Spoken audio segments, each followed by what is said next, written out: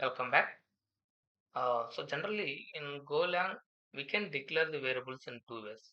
One is we have to use the var keyword data type, or else we have to use the var keyword and value. So anyone, either data type or value, anyone we have to use, and var is mandatory. So this is the one of the way to declare variables. This is the complete syntax to declare variables, and another way is this is the shortcut way to declare variables in GoLang. If you see any other languages, we don't have this much of simplest way to declare variables. So in other languages also we have shortcut ways to declare variables, but any one of the keyword like a var we have to use. So we have dynamic variables in GoLang. So we have to use at least a var keyword to declare the variables in .NET or Java. But in GoLang, GoLang is simplified the syntax.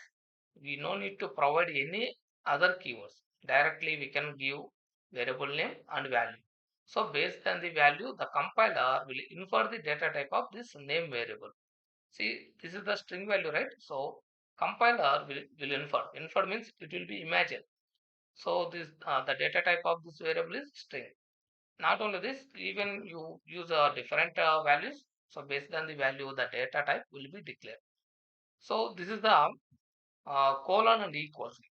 So using this sign, we don't need to provide any other keywords. Directly we can declare variables using variable name and value. And another way, the main terms and conditions for this type of variables is we cannot declare this type of variables outside of the function. That means we cannot use these variables as a global variables in GoLang. See, it is expecting declaration. So we can declare this syntax as the shortcut variables in inside function only. So inside the block only we can declare. So using var keyword we can declare anywhere. So we don't have any restrictions for this type of syntax, but the shortcut ways we have the limitations, and we cannot access these variables in other packages also. So currently we are in main package. So if you want to access this variable in the app config package, it is not allowable. And we can declare the multiple variables in single statement, and we are using the colon equal sign. Even using var keyword also, we can declare multiple variables in single statement. See, I was declared multiple values here. So based on the value, the data type will be declared by the compiler. See, this is the first value is string value. So see, A is the string data type, and B is the integer, C is the float, and D is the boolean. So whatever the order you provided here, so respective to that order and respective to that value, the compiler will declare the data type of these variables.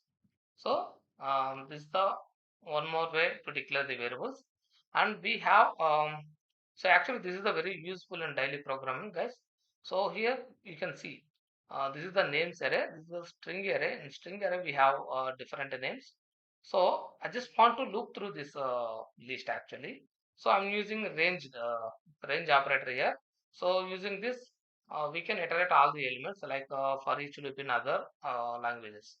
So this range operator will return index and value.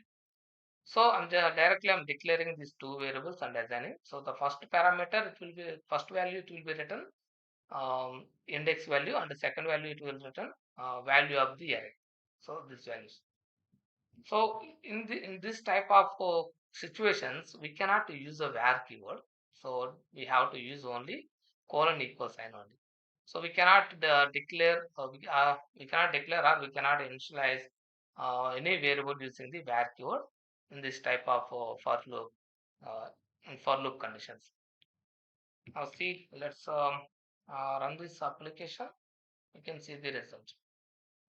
So this function, this for loop will return the index and value.